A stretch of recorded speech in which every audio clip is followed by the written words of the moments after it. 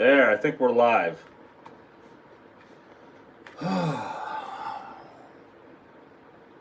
What's up, everybody?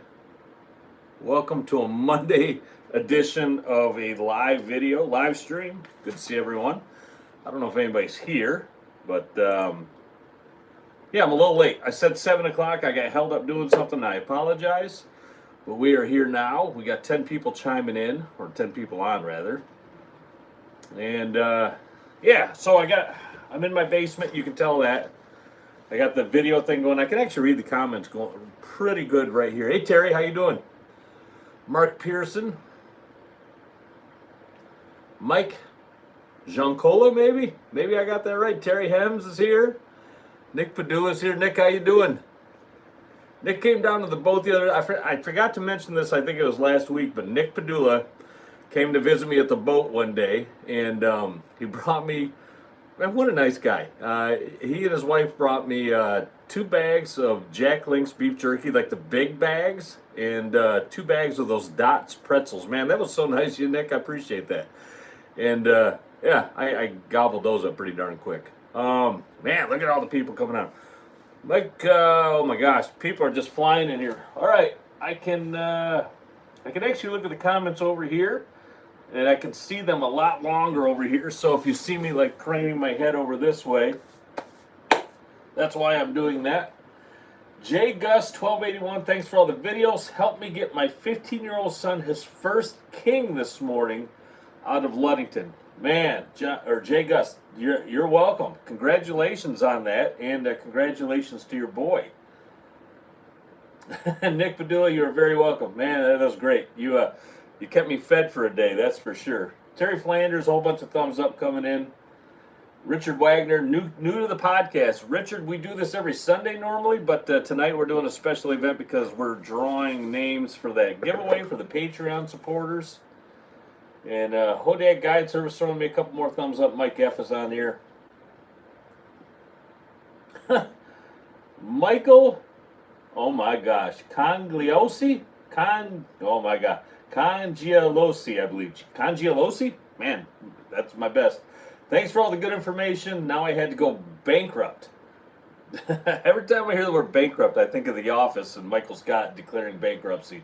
If you're not a fan of the show, you probably have no idea what I'm talking about. For those out there that watch The Office, you know what I'm talking about. Mike F, how'd the fishing end up last night, Chris? It was solid. It wasn't crazy solid, but it was good. We fished from 3 until 9. I think we ended up with 8 or 9 fish, something like that. We had a few more bites that we missed, and a couple got away. But yeah, I think it was 8 or 9 kings by the end of the night, and some nice ones too. Couple over 20 pounds for sure. Leroy Dowding is here. Leroy is the owner, operator, curator, crazy guy down there at oh my gosh, Purple Taco Fly Supply. My brain is pickled, everybody. Just pickled. I haven't had more than like 3 hours sleep in a night in probably 2 weeks. So, Leroy, it's good to see you. I'm glad you're here. What happened to the Kevin Rabbers? What happened to the black carbon raspberry, which caught the state record? State record. You don't run it. Ran it this morning. I had a young guy mating for me this morning, and he goes, "Hey, Chris, you mind if?" It was towards the end of the day. He goes, "Hey, you mind if I run this?" And he threw it out on a 300 copper. And at the end of the day, it actually nabbed a really nice king. Like with it, we were pulling lines and it went off. So yeah, I definitely do run it.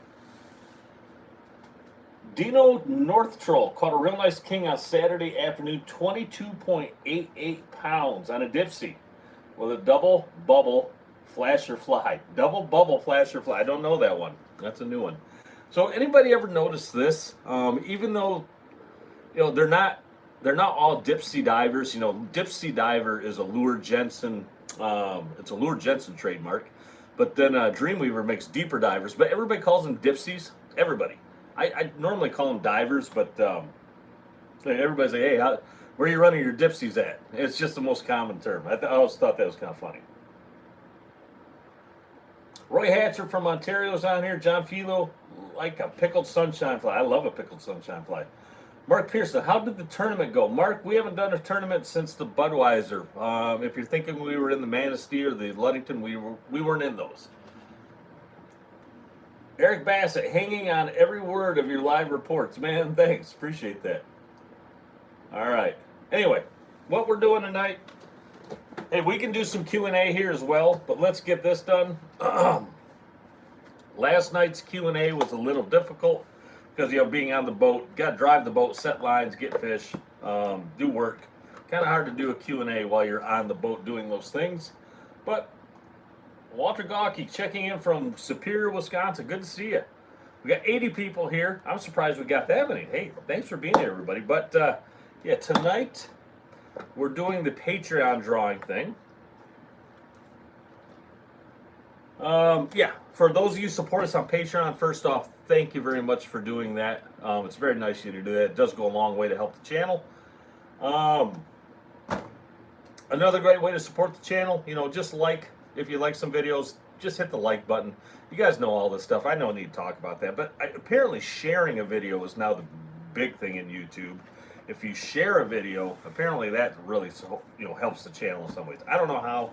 It's just what I'm told by the people that know YouTube much more than I do.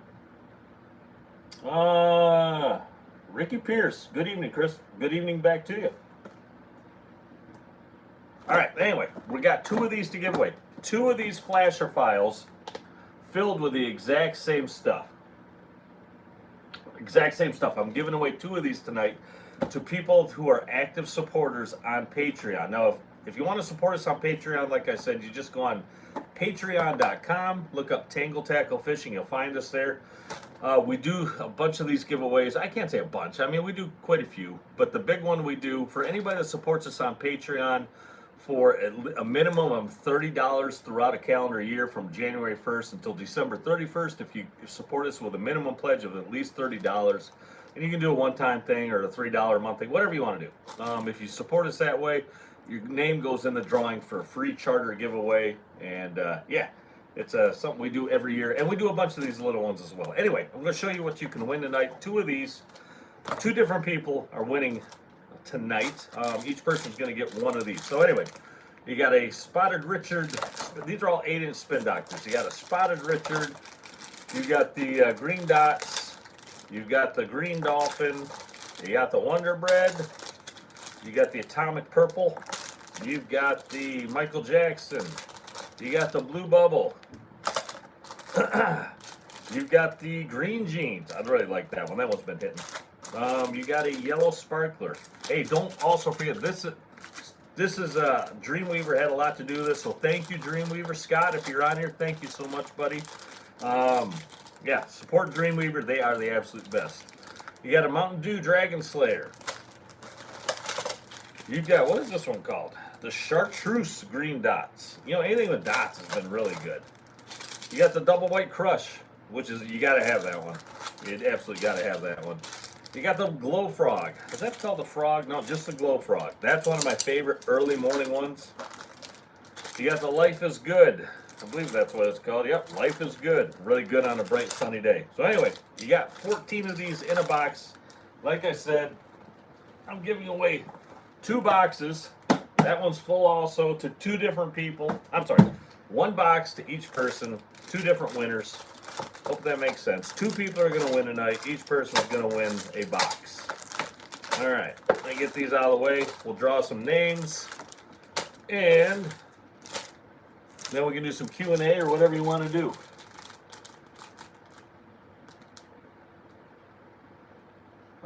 Somebody asked about snubbers. BMK, looks like you're handling that. I appreciate that. You guys got some good conversations when I'm not looking. I go back quite often on these videos and read the conversations, but yeah, you guys always have some real good ones.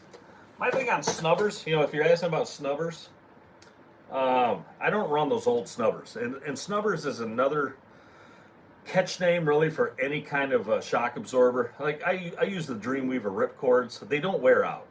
The old Lure Jensen snubbers were nothing more than, it was a piece of super braid or braided line inside a rubber like shock absorber.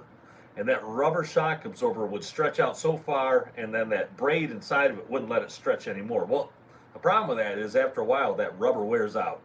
And then it's just basically, it's wearing out so much where it's just always on that max stretch. And that's not what you need. The Dreamweaver ripcords, they don't wear out. They don't stretch. They don't hold stretch, I should say. They're they're a much better design. All right. Craig Enderby, what rod do you use for wired divers? I use the Akuma Convector Pro wire line rods. They're made for it. I hate roller rods. I'll just be honest with everybody. Don't like roller rods. These have stainless steel guides and a twilly tip at the end, so you don't have to mess around with rollers, and they're just really, really good at handling big kings. All right, anyway, let's draw two names. Let's draw two winners. I got my red bucket here. Reach in there.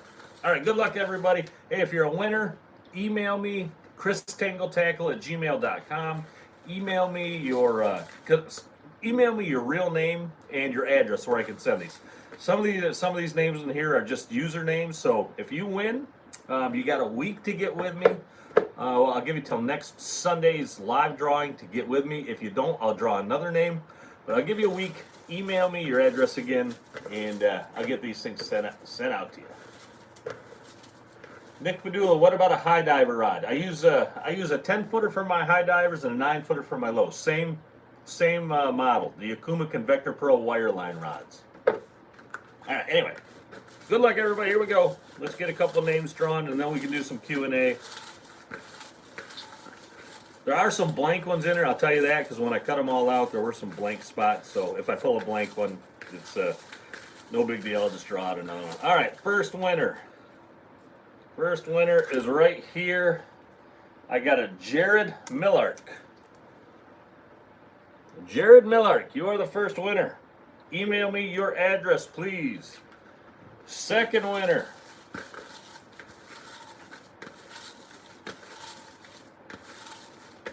Here we go. Second winner is who do I got here?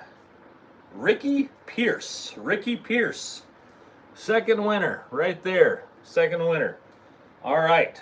Congratulations, Ricky Pierce and Jared Millark.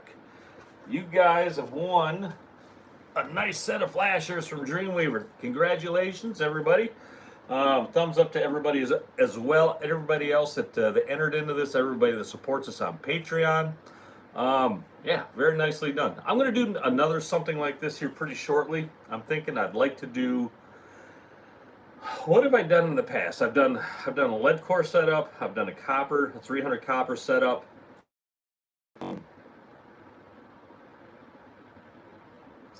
What do you guys want? I mean, what about a wire line setup? What about a wire diver setup? You know, something on, I'll set you up on a 45D wire line and throw on a rod with it. Maybe something like that. Maybe we'll go that next route. I don't know. But anyway, congratulations to both those people, Ricky Pierce, Jared Miller. You guys tell me right now. I'm seeing copper setup. I'm seeing wire diver. If this video is over and you watch this later on, just leave a comment down below. I'll go through and I'll look and see what everybody's frame of mind is on what they're looking for. I'm open to ideas. I'm always open to ideas. Yeah, wire diver sounds cool. Okay, yeah, we might go that route. We'll just see. We'll just see. Only issue is nobody can get wire rods in stock right now. We can't even get them. So it might be a little bit later when we can do that, if we do that way. If we go that route. Mark Pearson wants a net. The problem with a net, Mark, is it would be store pickup only. Man, shipping a net is insane. The logistics and shipping a net is nuts. Ninja boards, that's not a bad idea. Nick Padula said ninja boards, that's not a bad idea. Plug set, yeah. Dave Goss down in Florida, finally on, cool. Spoon box and spoons, not a bad idea as well. If we did like a special mate box with some spoons in it, the only issue, a special mate box holds like 300 spoons. There's no way I could afford to buy 300 spoons to fill that thing up. But yeah, maybe something like that. Top 5 spoon box, yeah, people are liking that idea. maybe like a dozen or two, maybe something like that. Fillet knife and glove. Yeah, there's a whole bunch of different routes. Anyway, keep the comments coming. Gas money for twin 340s. Tim, I would have to take a loan out for that, so I don't think that's going to happen. Anyway, keep the comments coming. Tell me what you're interested in, and we'll figure something out. We'll do another Patreon giveaway here, maybe in, well, we're in August now. Maybe in September or close to October, something like that. Headlamp. Yeah. Yeah, bow hunting's coming up. So yeah, I'm tossing around ideas. I think everybody understands that this channel is really in its heyday, its prime time, really like April through September. I mean, that's when the salmon fishing is really going on. That's when I can watch my numbers, and the views on everything just goes woo through the roof through this time. So that's going to be winding down here, but I'm looking to keep this channel going like in other avenues. I've talked about this in the past. I'm looking at ways to expand this. Last year I wanted to get some bow hunting stuff done. I never got around to doing it. Just got crazy busy. I would like to stay with that this year. I've been bow hunting, since I was a kid. Geez, oh Pete, what's it been? Almost 40 years now. So yeah, it's something I've always done. It's something I really enjoy. I got a bunch of years doing it. I think that's something I'd like to branch off into. We'll keep it on the same channel, but I think bow hunting is going to be something I'm going to venture into here as we get more into the fall months. But I'm always looking for ideas. People, you tell me things that you want to see. I'm always open to ideas. You guys and gals are really the lifeblood of this channel. You come up with great ideas. So keep them coming. Whatever ideas you have, the things you want to see as we transition into the fall and then into the winter. Yeah, we'll figure some things out. All right, Dave Hatter, Chris, do you ever go to the south tip of Lake Round, Michigan City when it gets too cold? No, I don't go downstate very much, Dave. No, I don't. I'm too busy up here. Thumbs up for bow hunting. More ideas on some other things. A terminal tackle box from Pack Rat Lures, swivels, hooks, things like that. Yeah, we can do some stuff like that. Some ice fishing shows, Leroy. Yeah, doubting, definitely. The only issue with ice fishing is finding the time to get out there as well, but definitely. Bow setup and practice. Yeah, the Bullock experience, that's something I'm pretty, I don't want to say like hardcore, that's not the right words. I'm pretty focused on it. My practice when it comes to bow hunting is pretty serious. I have a certain technique and routine that I go through every time. And my thing on bow hunting practice is you can't just go out 2 weeks before bow season starts and start practicing then. You need to be out practicing your bow all year round and from so many different positions. When I go out and I practice, I'll just give you a little rundown. I do 5 warm-up shots at 20 yards, and that just gets me loosened up and my bow loosened up. And the next thing I do is I go back to 50 yards, and I shoot. How many arrows do I got? I think I got 8 or 9 or 10 arrows. I'll shoot all my arrows at 50 yards, and I'll watch where I'm hitting on my target. Because the thing about target shooting is, if you shoot 10, 15, 20 yards with your bow, you're not going to see the discrepancies that you'll see back at 50 yards. I can get away with a little play in my bow, a little play in my sights at 10 to 15 yards. I'm not going to see it. If I'm shooting, a circle like that, and I got everything within that circle, I'm thinking to myself at 15 yards, 20 yards, hey, that's pretty good. I'm good to go. But if I go back to 50 yards, if my sights are off, or if my sight picture's off, or my stance or my technique is off, I'm going to see where those arrows are hitting. And if they're grouping right, but they say they're grouping low left or high right, something like that, I know something's wrong with my stance, something's wrong with my bow, my sight picture, my alignment, my breathing, anything like that. So that's why I shoot at distance. Like I said, I'll do 5 to 10 warm-up shots at a short distance. The next thing I do is I go back to 50 yards and I let my whole batch fly, and I'll see where I'm hitting. I'll go back there again to 50 yards. I'll shoot another 10 or so, see where I'm hitting, make sure I'm on. And then I'll move into 40 yards, to 30 yards, to 20 yards. And then my last final shots, I'll go all the way back to 80 yards, and I'll let another 5 or so arrows go from there and make sure that everything's in tune. So it's kind of an odd way to do it, but it really shows the flaws in my techniques when it comes to my shooting form. Because it could be my form, it could be my sights, it could be my release, it could be my breathing, it could be all the above, or other things I'm not even talking about, or not even realizing. Shooting at distance is really what exposes the flaws in your shooting. All right. Anyway, yeah.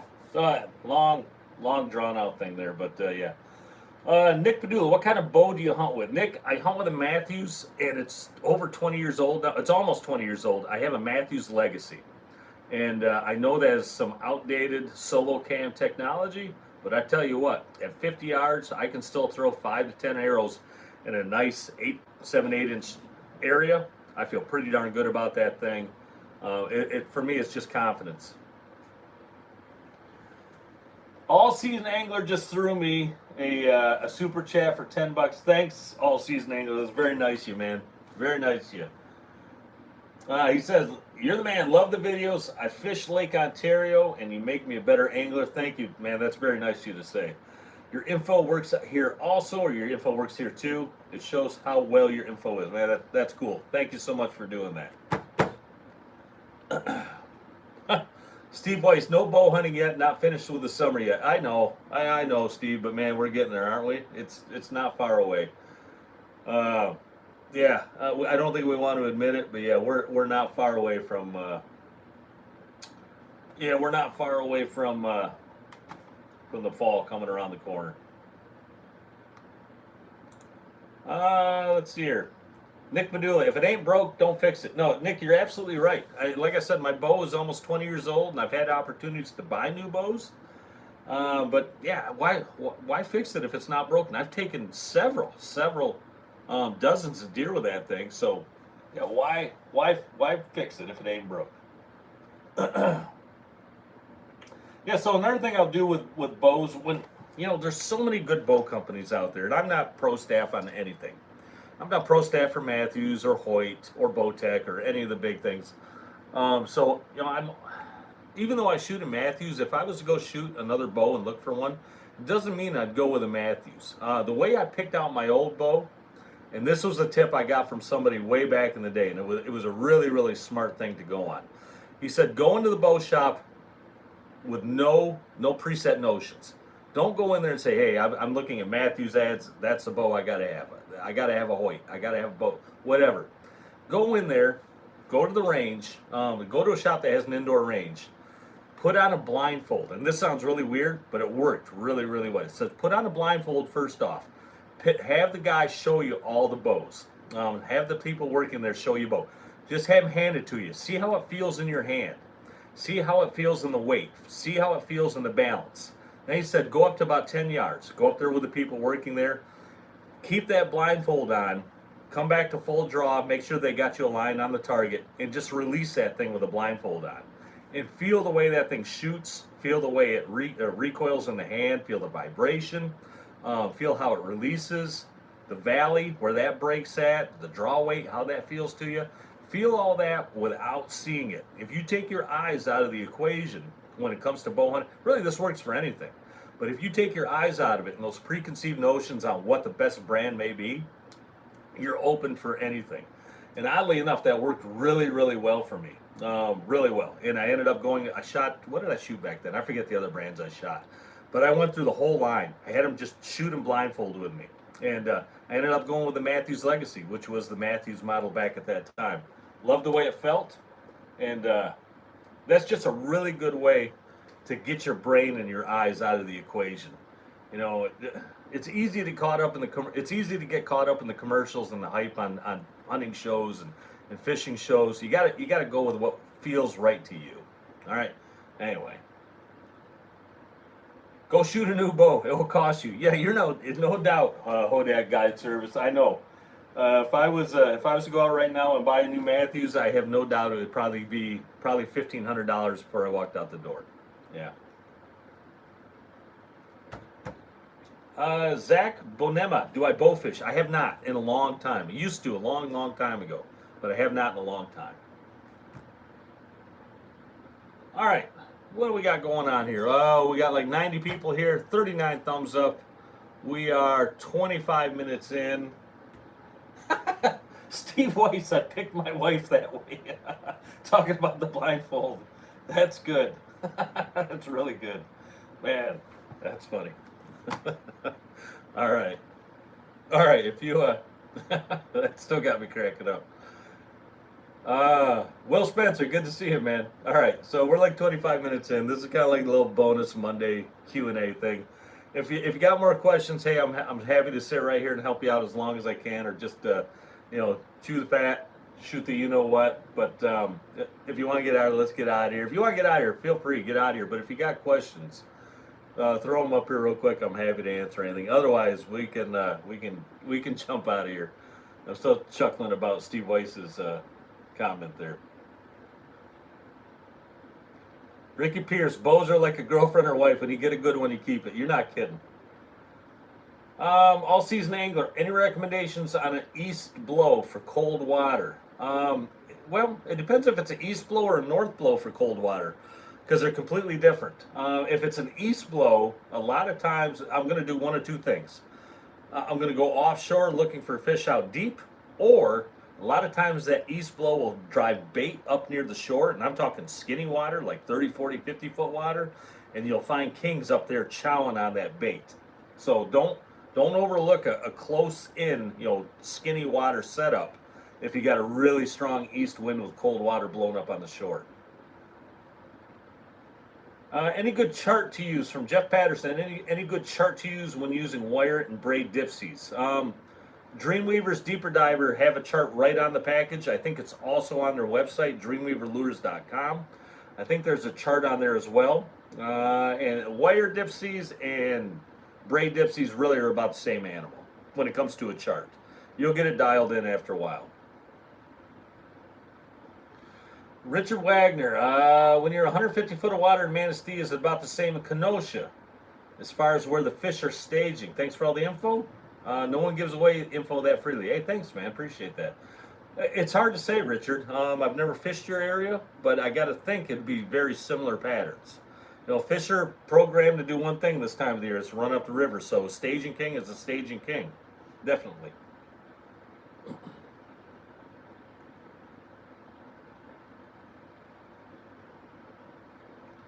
Travis Rosinski, how do you attack the fish after a strong thunderstorm? A strong thunderstorm normally turns the fish right off. They'll normally shut down for a half a day at least, maybe even a full day. I always look towards at least 12 hours after a thunderstorm for the bite to be really good. There's not much you can do after a really strong thunderstorm if the fish are just shut down. You just got to roll with it. Yeah, you just got to roll with it. Kevin Gillis enjoying the vids from Long Point, I almost said Canada. Canada. My gosh, my brain is fried. Bill Keller, William Keller, how fast can you effectively troll flasher flies and meat rigs?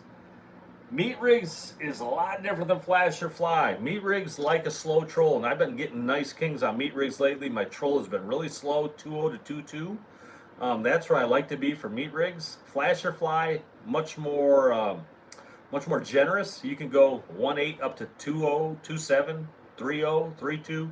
You can still do pretty good with flasher fly. But if you're running meat rigs with your flasher fly, try to keep your speeds down to, if you're going to combo it, and I've been doing that, 2.0 to 2.2 is really good. You can get away with 2.4 sometimes, even 2.5. You'll still get bit on those meat rigs. But you'll have better bites at a slower speed.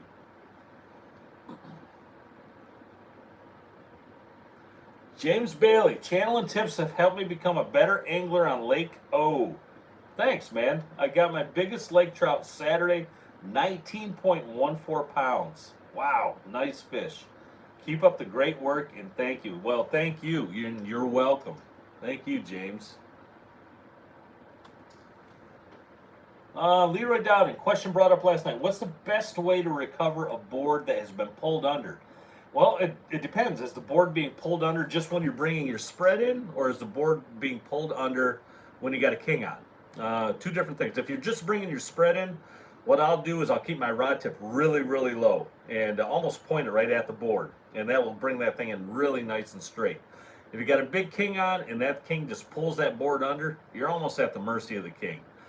There's a couple techniques and they're risky. You can actually open the bail and let a little line out slowly. Try to give it a little bit of slack to let that board come up. But you're risking letting that fish get slack in the line. You got to be real careful if you do that. And if they take a giant run right there, man, you're really risking it. Sometimes walking backwards in the boat will help that board come up, or even walking forward in the boat will help that board come up. But just do it in a controlled way. You know, don't run backward, don't run forward. Try to give it a little bit of a break in the, or not a break, but a little bit of relief in the line to let that board come back up. And sometimes you just got to wait a big king out. You just do. We had a board go under. We had a board go under the other night, and he just yanked that thing under like a bobber, and we had to wait that thing out. But kept pressure on, and the fish stayed on, so it worked out okay.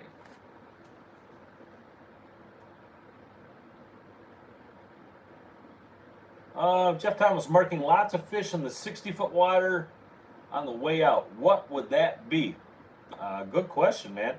A lot of times I'll see marks like that also if I'm running. Sometimes it's clutter. Sometimes it could be an off-species, some things out there that we don't know. Could be a lot of things. Hard to say. Really hard to say. Andy Mays, did you have to run shorter leads behind the rigger ball with the wicked currents this weekend? Yeah, no doubt. Andy, that's a real good comment. We've been running everything super deep anyway, so I'm keeping my leads pretty short, 20 feet. We actually had to pull one side, the divers on one side, because the divers were crossing over so badly. We just pulled one side of divers. It was not worth the hassle of me bringing a king getting over in that side, or those wires coming over and cutting a fish off. So sometimes you just got to make those adjustments. Don't be afraid to pull a wire or to pull your divers on one side. If they're crossing really, really bad, sometimes you just got to eat it. You lose a couple lines in the water, but it will save you a hassle. Michael, oh man, there's that last name again. Congialosi. Congialosi? I'm trying, man. With a 450 copper, how much backing can you fit on an Akuma 55? So, Mike, I'm going to let you know here. I get emails like this pretty constantly. Hey, people emailing me say, I got this reel and this setup. How much backer, how much leg core can I get on it? Guys, I just don't have the time to answer that right now. That would mean I would have to go online, get the calculator up, do all the figuring, and then send that back to you. I can't do that right now. I'm happy to help out if I can, but they're on the Tangle Tackle Company website, tangletacklecompany.com. On their website, there is a reel fill calculator. You can go on there and you can figure out exactly how much line you can put on, how much backer, whether it be braid or mono, how much lead core, how much copper. You can take time and do that. It's not hard to do, all right? So if you've emailed me lately with a question like that, I apologize. There's just no way I can do that right now. That's an hour out of my day that I really don't have. No offense, I just don't. Let's see here. David Imus, that's the best advice I've heard on pulling lines when there's a hard current.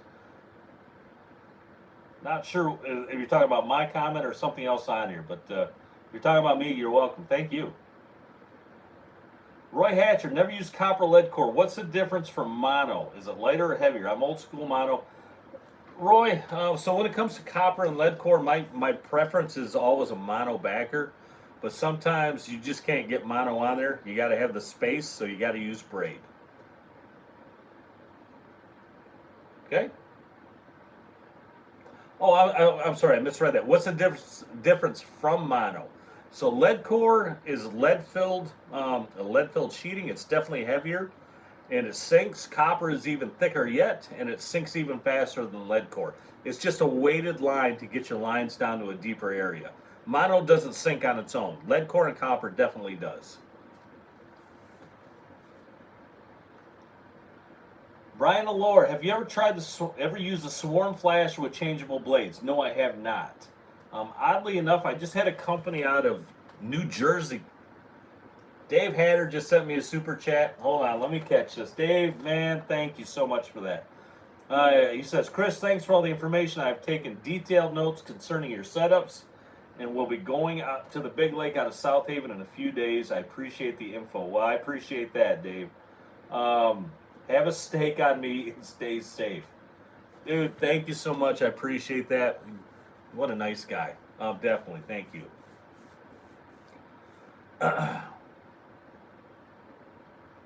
Nick Padula saying that real fill calculator saved him so much time and money. Yeah, no doubt. That thing is a lifesaver. Mike Congelosi says I got it. Thank God. Jeff Patterson, saw your setup this past Friday. Do you often run long lines with your dipsies? Not sure what you mean by that. I run long lines almost daily, in the morning and in the afternoon, with my dips. You don't run long line. If you're asking if you run, like, I've been asked this before, so don't worry. People ask, do I run my lead core and my copper behind my divers? And the answer is no. You run it behind your planer boards. Don't run it behind your divers. But I always have long lines out. Dave Imus on my comment. Oh, yeah, cool, man. Thanks, Dave. Appreciate that. Corey Hiller, if you run a reel with no line counter, like an Akuma 55 on a board, how do you tell how far out the board is? Do you just eyeball it? That's exactly what I do. That's exactly what I do, Corey. It's just after time, things like that, you get to eyeball things, you figure it out. Yeah, absolutely. It just comes with time and experience, really. That's the truth. People ask me all the time, what are my leads on my downriggers? You know, where are they at? And I'll be completely honest with you. 90%, 95% of the time, I'm eyeballing it. I'm not even looking at the line counter on my reel. I know where my depth is, where I'm going to put it, and I'm just, as I'm letting it out, my brain goes, that's the spot, and I clip it on the downrigger, and down it goes. So, yeah, eyeballing it. All-season angler, how do you adjust your trolling direction based on current flow? That's a real good question. We've covered that in the past. I try to square my boat up to the current. What I mean by that is, if all my stuff is, if I'm looking off the back of my boat and everything is pulling over to my left, which would be my starboard side looking off the back, I know I want to move my boat to adjust so I'm square to that current. All right. If everything's pulling off to the right, which would be my port side, I'm going to move my boat so I start squaring up to that current as well. I like, and sometimes it's not feasible because of the waves or traffic, boat traffic especially. But if I'm out there alone, which I often am, I like finding water where nobody else is. I really try to get my boat squared up to that current. So when I look off the back, my middle downrigger, my chute downrigger is normally my tattletale. It's normally telling me where the current is. If that thing is straight off the back of my boat, I know I'm going in somewhat of a square or squared up somewhat to that current. All right, hope that helped you out there.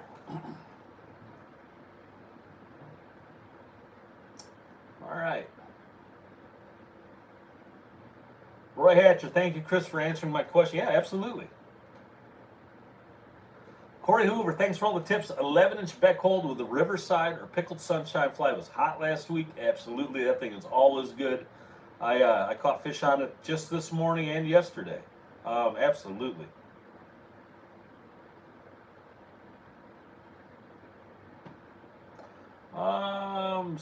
Oh my gosh, I don't know what that CBI Koosh, see, something like that. Do you ever run 1 or 2 colors of lead off your downrigger leads? Heard that helps keep your rig down, but never tried it. I have. Some people call it a secret weapon rig. But yeah, you can run a 1 color or a 2 color off your downrigger ball. It just gives it a different look. You know, if your downrigger, you say you got your downrigger down 50 feet, and then you put out 2 colors of lead, get you maybe another 8 to 10 feet down, and it gives it a real different action down there with that lead core waving all over the place. Just be careful when you got that much going off the back of your downrigger ball. If you have other downriggers or divers in that area, be careful because you can get tangled up. How far do I space my cannonballs apart? Farron Jones, I like to have a minimum of 10 feet between my depths. So if I send my middle downrigger down, say to 120 feet, I want to have at least 10 feet of depth above that. So my next one I might send down at 105. The next one I might send down at maybe 95, something like that. All right? And that's just numbers I'm throwing out there. But minimum of 10 feet apart, you know, in between. Especially if you're running rotators, especially and plugs. Because those things have a way of, and then you got one of those and, sucks. Will Spencer, fishing in a pack really sucks, yeah. It really does. Yeah, I'm kind of a lone, I like to be kind of off. I'm doing my own thing, and oftentimes I'm off in the wild. I'm off someplace where other boats aren't even around, and I love that. And we still get fish, which I love also. So, well, I can't say we always do, but we do okay. Not trying to toot the old horn here or anything. You understand what I mean? High Point or Nick Padula, High Point Outdoors. Do you predict the thermocline coming up anytime soon? Nick, eventually it has to. It's going to change when we get a real good north blow or some cold rain, something like that, or a mix. If we get a couple days of north, that's going to bring that thermocline up. That's what changes it, is that colder water coming in. Al Campbell, hello from Iowa. Hello from Michigan, Al. How you doing? Iowa. There's a state someday I'm going to bow hunt. I've said that for years now, but someday I'm going to actually go out there and do it. Whenever I get time, I definitely have the notion that is something I want to do before I get too much older. Iowa, just everything I see and read about Iowa is just where I'd love to go. Southern Illinois, Iowa, oh, I'd love to get out there sometime. Jeff Thomas with a 24-pound king and a couple coho, well done. Josh Blackford, I have a Shimano Dakota 600.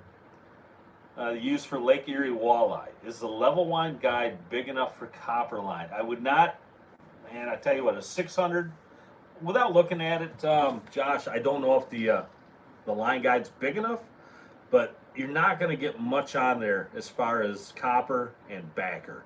You want to, in my opinion, you're going to want to step up to a bigger reel. You're going to want to step up something that has more capacity. Even my 5 colors are on 55 size reels, which are the big ones, because I want to have as much backing on there as I can.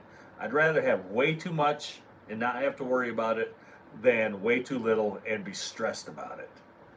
And it's not that much more money to buy the bigger size reel. It's worth it when it comes to your state of mind.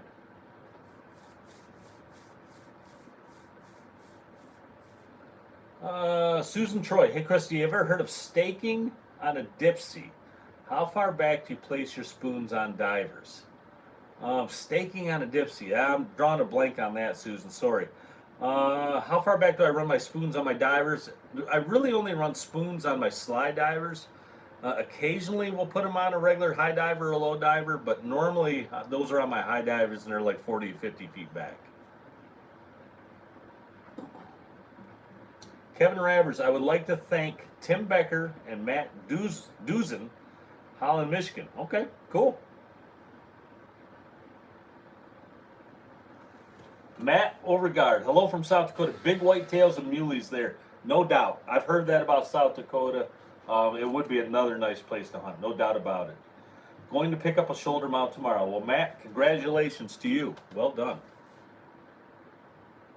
Yes, Bud Fisher, stacking on divers. I think that's what they meant also. I just wanted to make sure. Stacking on divers, I wouldn't even know where to begin on something like that. So not quite sure where, yeah, no problem, Susan. Yeah, stacking on a diver. Not quite sure what you mean by that. If you want to send me an email, christangletackle@gmail.com, and explain to me what you mean, maybe I can help you out that way. All right? All right, we're at 110 people. Holy cow, we're like almost 45 minutes into this thing. All right, what do you say? You want to get out of here? Let's get out of here. Again, thanks to the 2 winners, or congratulations to the 2 winners tonight. Oh, I just had another. Do you reuse meat for meat rigs and put it back in the bag? Yes, absolutely. Yes, yes, yes, yes. Especially that big one cut bait that I'm running. Guys, gals, if you haven't tried that big one cut bait, it is good stuff. We're taking, that stuff will stand up to 2 or 3 bites on a fish and run all day long and be really good to get back out there. It won't stand up to every fish, but every now and then if you get bit and get it in, that stuff is actually still pretty good. Dave Imus, great questions, everyone. This is the best YouTube channel I've ever watched. Thanks, Dave. Appreciate that, man. Yeah, Leroy, I'm going to go get some sleep. I actually do not have a trip in the morning.